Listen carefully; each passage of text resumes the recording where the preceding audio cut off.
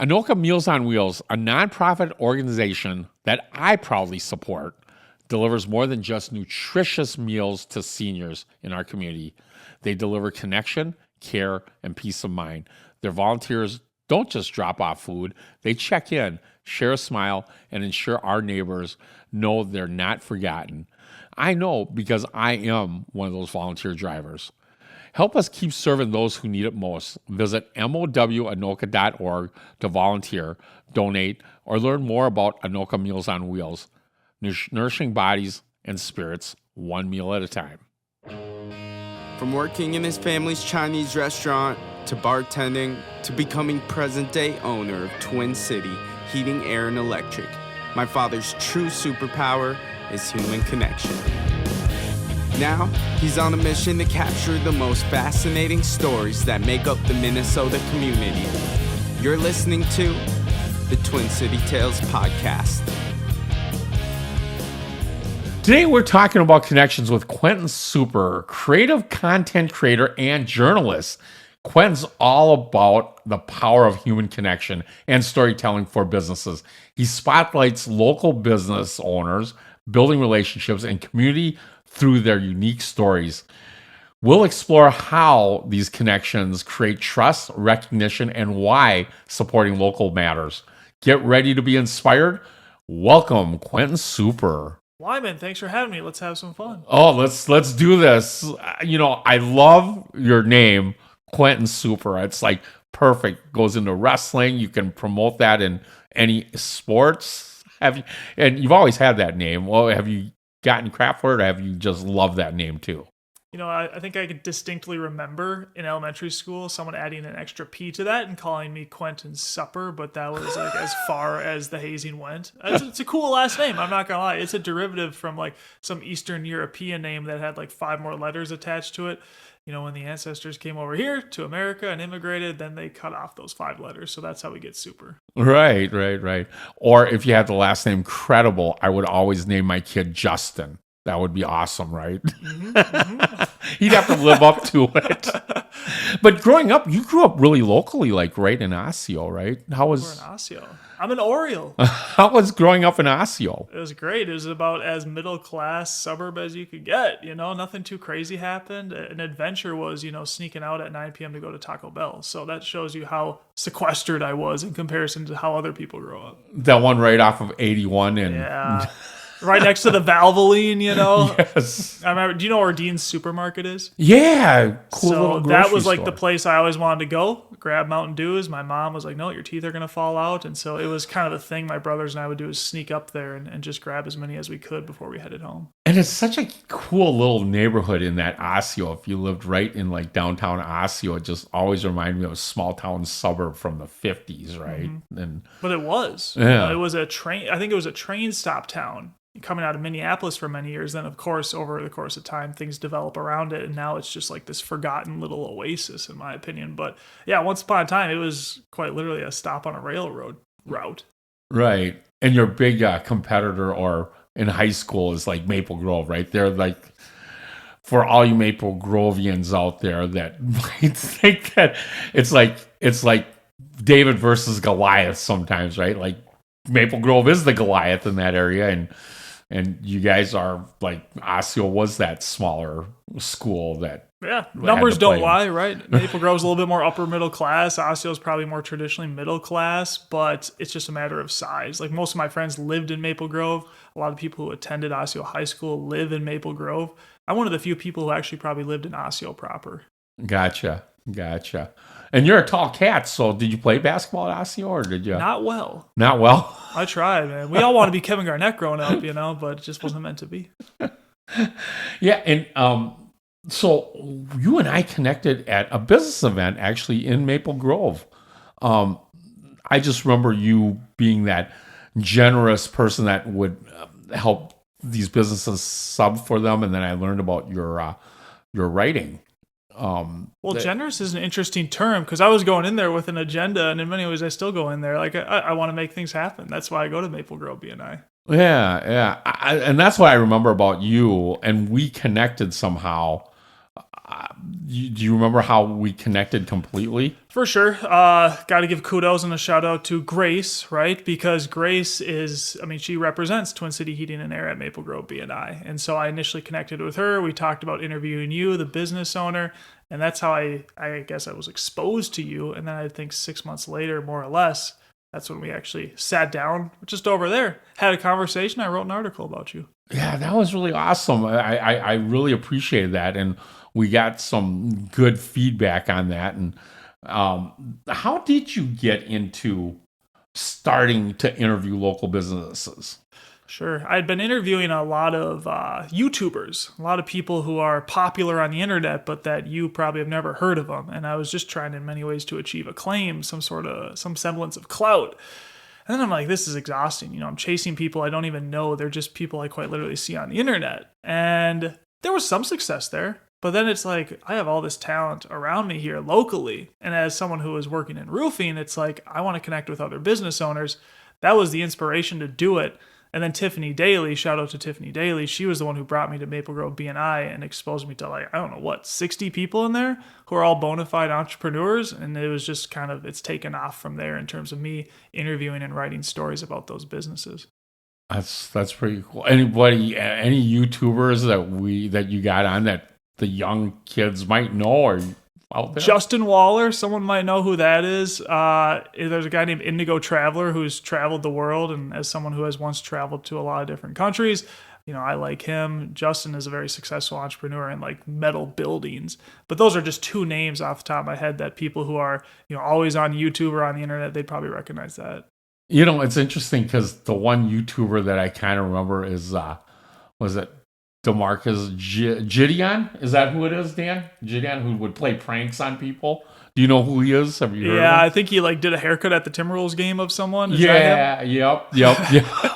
I can't stand people like that. Because they're just clearly trying to get attention. Yeah, that's what he did, I think. And he did the napping at the WNBA game, and they had to kick him out or something. And it's very clever. You got to give him credit, but it's just trying to get attention. Which, anyways, I'm doing the same thing, so I should probably not go too far deep on that. But you could just tell it's okay, do it. It's a little bit disrespectful, but I get it. It's good comedy. I think he's doing. From what I've seen, I think he's doing more good in the world now is what he kind of gave his faith over to God or something like that. Now he's dealing with child predators or trying to work against child predators, which I guess whatever your passion in life is, right? And one of your passion in life from what we were talking about was supporting local businesses, which was really cool. Tell us a little more about that and how you navigated around that with even your own personal business stories. Yeah, for sure. I'm not very good at much in this life, Wyman, but I do like to talk and listen to people, and I like to write. And so it's trying to use those unique skill sets to get in front of business owners, provide them with a tangible piece of content that they can then market to their following online. And most of these people's following is pretty modest. It's pretty small. But let's say HVAC, right? How many times does someone buy an HVAC unit? Maybe once every decade? Well, when they make that purchase, ideally they're making it with someone they know, like, and trust. So if I can do my part to put you on a pedestal, highlight what your business does well, that's kind of the magic of these articles.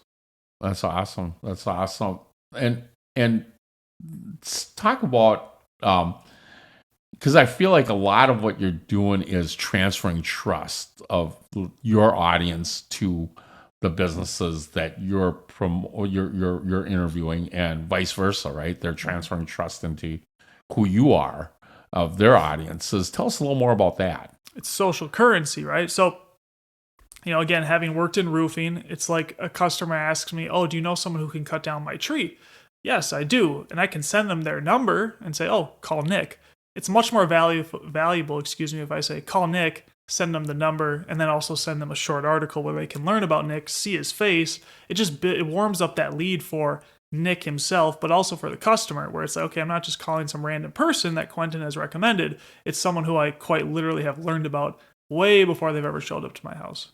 No, that makes a lot of sense, and it's really about connections is what it is. Right. And sometimes when we have that connection, especially with smaller, local, trusting connections, and we talked a little bit about that, where private equity groups are kind of killing some of that, especially when the trust building isn't there. That connection is starting to get lost in that.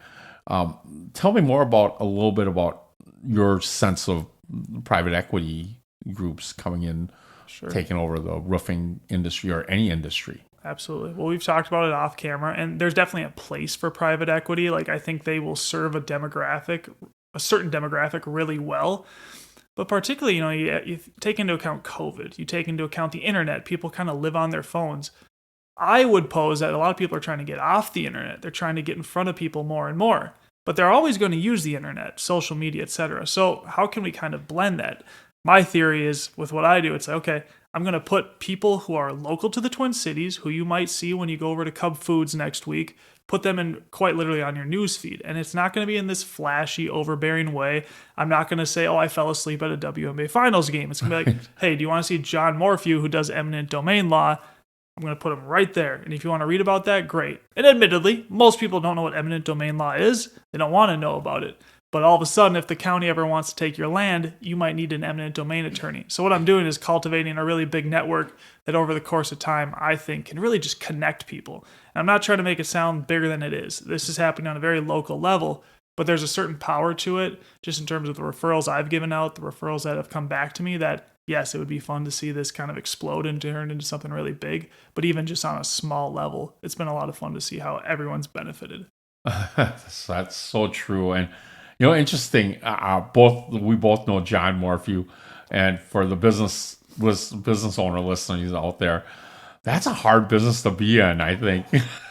You think? Talk about private equity, right? Like, that guy's going up against behemoths every day, trying to get him to play fair, and it's like there's a story there. And again, it isn't going to interest you until you need someone like him. Yeah. And so if I can tell that story, because I've never even heard of eminent domain until I showed up at BNI. Okay. And then John Morphew week after week is like, oh, the county is trying to seize this land. And I'm like, I have no idea what this is. But how about I educate myself and actually go down and sit and talk with this guy? And now I feel like a little bit of a mini expert on the subject, and no discredit to John and all the decades he's done in it, but that's the power of the conversation. So I got to learn a little more about him doing a one-to-one with him too. And my mind in business keeps going back there, right? Like, how do you run business that way? And at the end of the day, business is still somewhat about money, right? Like, you have to be able to feed yourself. And from what I understand, after talking about eminent domain, the county, as an example, will say, I'm going to offer you $5,000 for your property, right? Mm-hmm. And the homeowner says, no, that's really unfair. I'm not taking $5,000. I want more, right? Yeah. So now it becomes a battle of maybe months, maybe even years, right? But John comes in, Morphew, or your eminent domain lawyer, says, okay, I'll get you as much as I can over $5,000, but I get paid on a percentage of that, right? Mm-hmm. And you start working on it. It'd be like saying, okay, it's going to take me 5 years to do anything before I even get paid on it. And I may even get, if I get you $5,001 and my percentage is 30%, here's your 30 cents, right? Right. So there's like a risk in that business. I don't know if it's something I could do and feel or be comfortable in doing to try and feed my family. Mm-hmm. But if you have enough experience in it, at least you can, and you do it well, once you get into it, I think it just piles in there, right? But man, I just feel like it'd be hard to cash flow in that business. But you know what's even crazier about that? So let's use the $5,000 figure that you just mentioned. If somebody, is approached by the government saying, hey, here's a $5,000 check, can I take down your detached garage? The amount of people who will say yes to that never think twice about it. Probably pretty high, because there's just this blind faith in the government. And I'm not going to go on a rant about trusting the government, but it makes what John Morphew does even more important. Because again, ignorance, and I'm ignorant of a lot of different things, but if I can reach even one person that before they sign that on that dotted line and take that very minimal check, when maybe it's worth $50,000, $100,000, I've done my job. And it's not about anything I can benefit from. It's genuinely trying to help people. That's a great take on that. I love that. Yeah, because you only know what you know, and you don't know the value of it. And all of a sudden it's like, John Morphew actually got you what you really truly deserved. Yes. So he's in it to make money like anyone else, but there is a caveat. So that $5,000 you just mentioned, and that, let's say he makes 30% of whatever he gets you, that's on top of the $5,000 you're already due. So if he made you 10, he's only collecting a percentage of that additional $5,000. Right. I mean, it's essentially a no risk type of proposition for the homeowner, right? They're not going to lose what they've already gotten, right, giving it to the attorney. But how many people know that? Not many people do. That's where I think someone like me kind of enters the fray and tries to help people. Yeah, it's knowledge is power. That's where it really comes into, right? So, absolutely. Do you have any particular thoughts on PE? I do actually. I think they help people that don't have an exit plan, and I think they have its place, right? Because if they don't have an exit plan, but they're a really good company and this owner started it and doesn't have kids to gift it to or move forward with it, I think those, as long as the PE groups are really true to what they're doing with the companies, it's not bad. But I think PE groups, well, we all know money and power make people crazy, right? That's like the root of most of the problems. And like the PE groups that will buy out companies, and they're very, I wouldn't say sneaky. Sneaky is not a good word for it. There's companies that they'll buy out that they'll say, we want to keep you the same, but we own 51% and you as the owner get 49%. And then they sell you on this bigger dream of, because you're the owner and you get 49%, you're getting like a percentage of everything that we have as an investment group. And it might be like 1% or 2% of that. But the hard part is once they bought in your company, so that's why I think like for retirement purposes and that you have no other exit plan, it's good for them, not necessarily good for our social economic economy, because especially locally, because they take that money and they're shipping it out of state basically. So I guess going back to the personal owner and they are trying to really get out and they're no longer any percentage owner of it, it helps them in the local area, right? And helps the local area if they're staying in there. But the ones that are just doing it for the money, like the ownership of that certain company takes the money and says, I'll stay 49% ownership because I feel like it's going to be a bigger thing for me. Well, that 51% of money that's being invested, that people will buy a product from, gets shipped to Tennessee or wherever it's headquartered, right?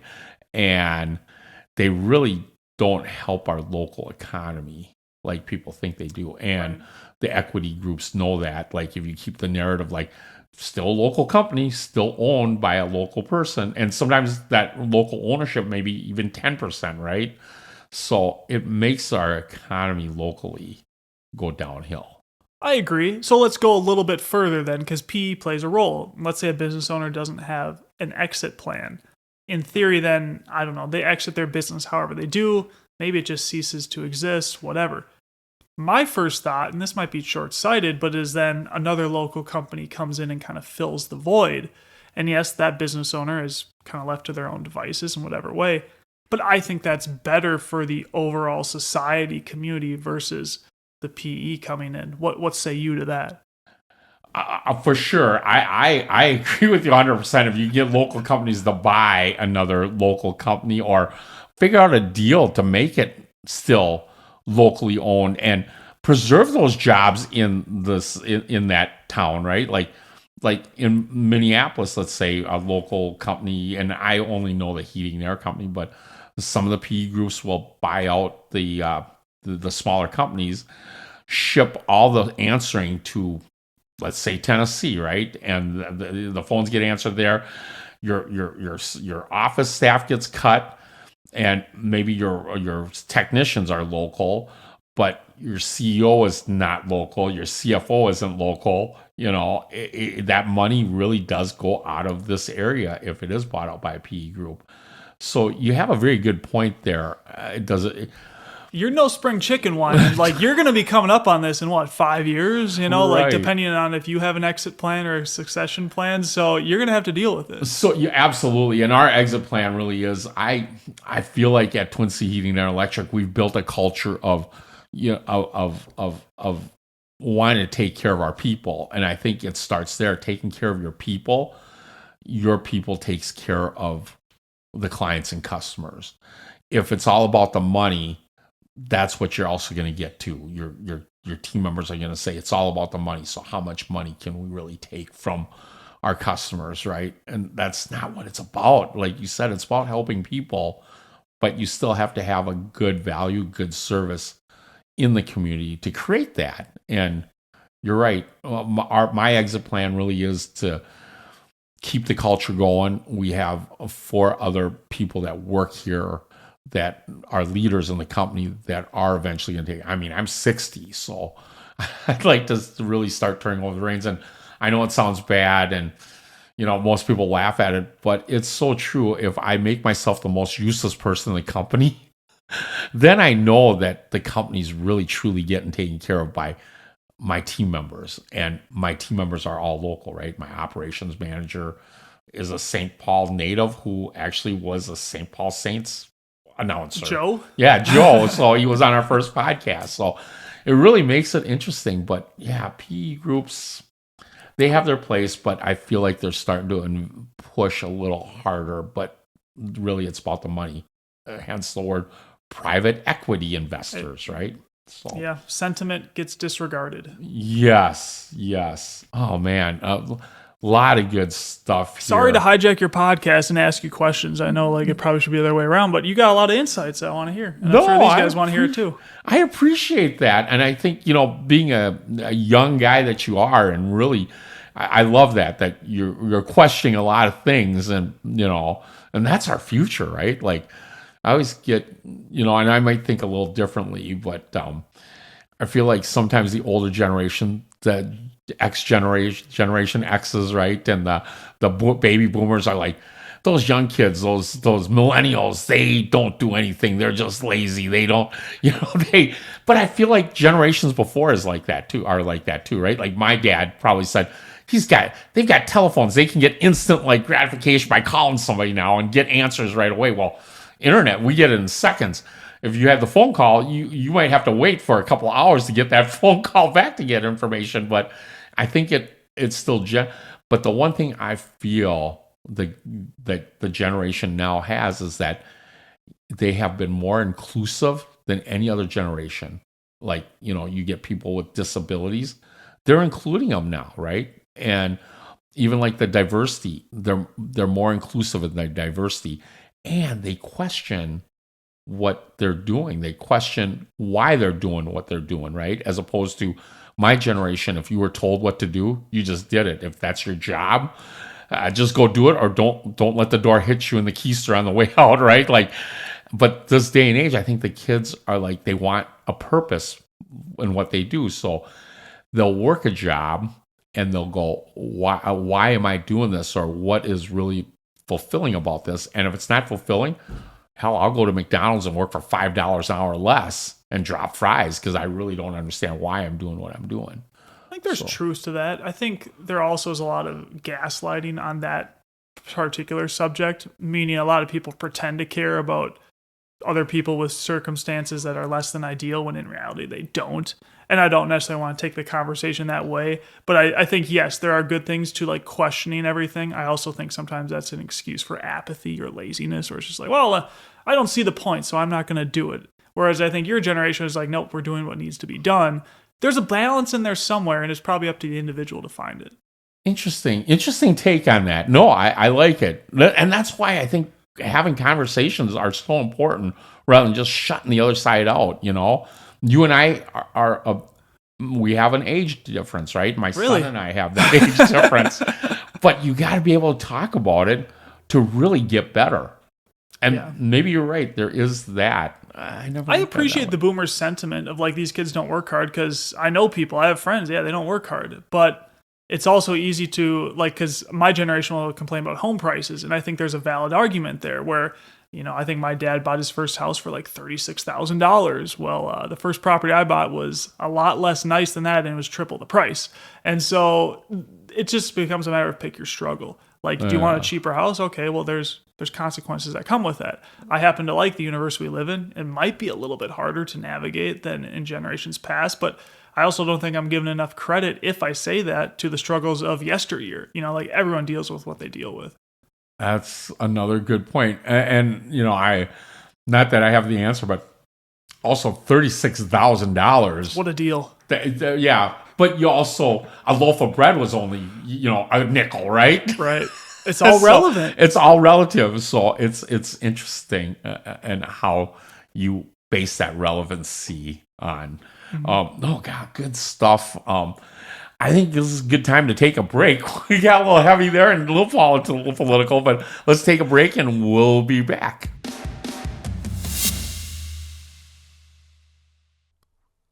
Is your home's electrical panel stuck in the past? Flickering lights, trip breakers, and burning spells are warning signs you can't ignore. Outdated panels can't handle today's power demands and pose serious safety risks to your family. From smart homes to electric vehicles, your family deserves reliable, safe power. Our licensed electricians upgrade your panel to modern code standards, preventing dangerous outages, electrical fires, and costly emergency repairs. Don't gamble with your family's safety. Trust the experts who've been serving homeowners for years. Upgrade your electrical panel today and invest in your family's future. And we are back at the show, Twin City Tales podcast. And this is the portion of the show where we reveal some pictures that you might not have seen in a while, or you might have seen, but we get your opinion on it. And sounds scandalous. So this is a picture, probably more recently, because I just want to demonstrate your height for the people listening out there. He's with a group of basketball players. They actually look like a pretty good G League team right there. A lot of former college players, a couple former pros there. That's just a lifetime league, yeah. Oh, that's awesome. And you're pretty darn tall. Skinny. And skinny. Not a good combination in basketball. But I would call you the Windex wiper because I'm sure you clean the glass quite a bit. I attempt to. I'm more of like a 3-and-D guy, so it's like hit 1 or 2 threes a game, space out the floor, let the more athletic people take it to the basket, and then just put in a lot of effort on defense. That's my role. So we're looking to put together a team for Twin City Heating and Air in the Blaine Men's League. So we might be able to use you. I might be able to participate. Really? That'd be kind of fun. I kind of hate basketball now. Do you really? I'm into pickleball. Oh, that's right. We did better talk long about term. that. It plays better over the long term. Like I'm either gonna hurt my ankle, my knee, something's gonna happen in basketball. I love it, but I can just feel my body breaking down. Gotcha. And people say basketball is not a contact sport. It is a contact sport. It is a physical sport. You see the pros; those are athletes. Yeah, I'm in no way even close to those guys. And if you ever get to sit courtside, which is really interesting, I mean, those guys bang down there. They really hit. So very interesting. And then this is the photo that you might not have seen in a while, but it looked like you were on a boat. I am on a boat. For people that are listening out there, the description is he looks like he's been partying, got the cool hat on, and it might have been from the 2000 or late 2000s? Early 2010s. That's probably a 2012, 2013. You notice my brother in the background just glaring at me like, what in the heck is this guy doing? Like that says it all, like I must have been inebriated on some shitty concoction and that's just the result, And you were young. How old were you about there? Anywhere from 18 to 22. Okay. So that technically not legally. I probably shouldn't have been legally drinking, but I also might have crossed that barrier. I don't know. Like, don't arrest me. Or the statute of limitations, 7 years, you're good. Oh, well, I'm good. Yeah. I'm good. Can't come back at you. Looking at this picture, though, if you could go back right now and give that young man, Quentin, some advice, what would it be? Enjoy the ride. Like my life, I feel very privileged, grateful for a lot of the opportunities that have come my way. Whatever you see here, if you like it or you don't like it, it's all a result of the people around me. They've elevated me to where I'm at now. So grateful. Yes, I've put in some work, but man, I know a lot of really good people. I love that attitude of gratitude. That's so awesome. I feel like more people need that, especially in what's going on with our world right now. And it's not easy living life, but if you just have a little gratitude, it really just elevates that. I feel like just be grateful for what you have. That you gotta. For me, it's just at the age of 60, getting up on the right side of the dirt. It's always a good thing, right? And I'm just grateful every day I have a chance to make things better for myself and for the people around us, right? Life's as good as you want it to be. I've done a lot of traveling. I've been to places where resources are very, very minimal. Those are some of the happiest people on the planet because they're around good people every day. So to the Americans, making $45,000 a year, struggling to pay their bills, I get it. But my advice would be go surround yourself with better people. Like getting to 60K, 70K, 100K, it's not going to make you happier. You need to get better people in your life. No, you can't take it with you. It's the legacy you leave behind. Yeah, and you did a lot of traveling. What's the coolest place you ever traveled to? I know you traveled outside the I lived US in Beijing, China for 1 year. That's right. Dangerous place, man. Is it? A lot of attractive women. I that's the one place I've been to China twice in my life. And the year that I went, they had the student revolution. So they went into martial law. This was 1989. At Tiananmen Square? Tiananmen Square Yeah. thing. And we were supposed to get to the Great Wall of China, and we never did. And that's the one thing on my bucket list, being, as you can tell, predominantly Asian by the look of my eyes and everything. Well, then what I are need your to get thoughts back. on this? Because the Chinese food here in America is not Chinese food. It's just like some Americanized iteration of, I don't know what. It tastes terrible. Are you offended by that at all? No, because my dad owned a restaurant, so my dad pimped chow mein in the 60s and 70s, right? Like that's how he made his retirement. Yeah, but even like the one thing that I think is like chicken tastes better over there, at least back in the 80s. I felt like they didn't use the growth hormones, like they make the chickens plumper here because they're feeding it so much different stuff to get weight to it, right? Mm-hmm. And so the chicken here is like blander. Like if you go to another, or at least when I was in China, and you really got true live chickens, organic chicken, I suppose, or organic grown chicken, there's a different taste to it for sure. Well, I said China's dangerous, and it's also the food. I spent a lot of time running through subways trying to find bathrooms. Like, my body did not like a lot of the food over there. I was a bad resident, if you will. Like I went to a place called Jing'e where they just served like burgers and margaritas, and that's predominantly what I ate because anything else, it just gave my stomach messes. It's interesting you say that, and I'm not a food network here. We're not a food podcast. I'm not either, yeah. But I feel like, some of the stuff that they put in chemicals that they, whatever it is, and it does protect us, right? The FDA does, but then there's certain things that it doesn't immune us to anymore. That I think that whole thing. We'll have to get Becca Swanson back. I don't know if you know who she is. She's with Rooted Energetics, and she knows about food and gut health. So I feel like she would know a lot more about that, but she's awesome. Yeah. I digress. So that was fantastic. Enjoy the ride is what you would advise yourself. I think that's a great way. And one of the connecting questions, because, we're starting to, I'd love to focus more on how do we connect better, right? And how do we learn to connect? And my question for you on a connecting level is, what's your go-to strategy for turning a brief encounter, which you really do well at, like when you go to BNI, into a lasting relationship? Bring value, right? Particularly what we do, right? Roofing or HVAC. It's so easy to say, like, let's grab a cup of coffee, and then, when we're done drinking our lattes, all right, call me if you need an HVAC system. That's kind of an empty interaction, in my opinion. And I've tried to be more diligent about who I interview in the last couple of years, just because as things have grown, I've gotten more opportunities. But yes, bring value. Like, let me highlight your business using my unique skill set. And not everyone's going to be a writer. Not everyone's going to be a podcaster. I recognize that. There's little things you can do, though, that leave a lasting impression.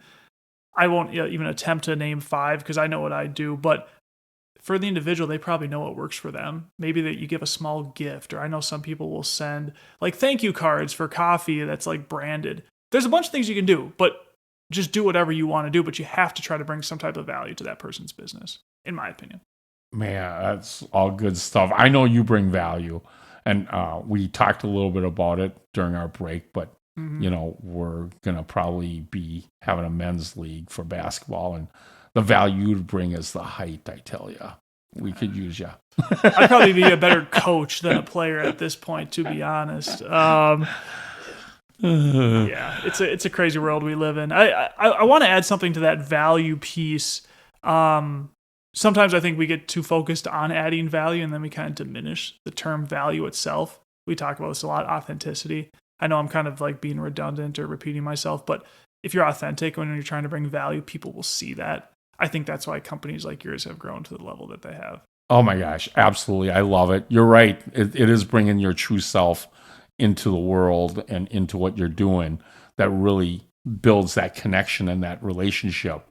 Because if you're genuinely, this is kind of an oxymoron, if you're genuinely like a fake person, it's really hard to really build relationships on that. But you're right, the connection has to be authentic. Yeah, not to take it too far, but isn't that interesting you said that? Because then I think of politicians. I'm like, well, they seem to get ahead pretty well, kind of adopting these different personas and whatnot. I won't take us there, but yeah, interesting enough. That is true. God, well, this podcast can go down my all apologies. different roads. I talk to a lot of people, so I got a lot of different perspectives, and I read a lot of books. I love it. It's always about questioning and constantly connecting. I think that's huge, right? So who's someone you would love to hear or see on this podcast, and why? So I will call him the best realtor in the Twin Cities. His name is Caleb Carlson. He's done my real estate transactions. Excellent guy. Like, does a ton of volume, but if you just sat down and talked with him like this, super humble, always willing to give thanks to the people who have elevated him to the position he's currently in. I like people like that because I think there's this perception we have of people at the top are just ruthless and they'll kill anyone in their way, right? I found it to be quite the opposite. You know, people like yourself, very humble, very gracious, very willing to try to elevate others. He's an embodiment of that. Oh, that's awesome. Yeah, I'd love to meet him. I think I've seen his marketing. Yeah, it goes back to gratitude, just being grateful in what we do. Well, talking about grateful, and I always feel like I'm grateful to have you on the show. And just as a little appreciation, I got you a little something here. Wow. All right. First of all, we have a little trophy for you. Thank you. Thank you for being on the show. You're awesome. What a great interview this was. And I kind of ruined it when you said you're great basketball. We talked about basketball more, but I know how much you love pickleball, so I figured. And I think it says you're a legend on there. That's pretty cool. These are socks, right? Yep. Those are socks. Yep. I'm always looking for good socks. I like this. So I appreciate you coming on the show. Thank you very much, Quentin. I got just some really good material here. Just understanding the gratitude and everything. Fantastic. And again, I can't thank you enough again for being on Twin City Tales. If you want to learn more about Quentin, you can visit his website at quentinsuper.com. That's, again, Quentin Super, Quentin, Super, Super.com. Or visit us at Twin City Tales Facebook page, and we'll post it on there. And as we roll out of here, I want to thank Chris Hockey for the use of his song, Thanks, with no pun intended. This podcast is powered by Twin City Heating, Air, and Electric, and now with water treatment systems and salt delivery, basically all your mechanical room needs in your home to keep your safe and comfortable for your family. Until the next show, you can't go wrong with Wymond Wong on Twin City Tales Podcast. This song goes out to my family, to all the ones who died before me. I'm sure the family life made you do things you never wanted to, so I wrote this song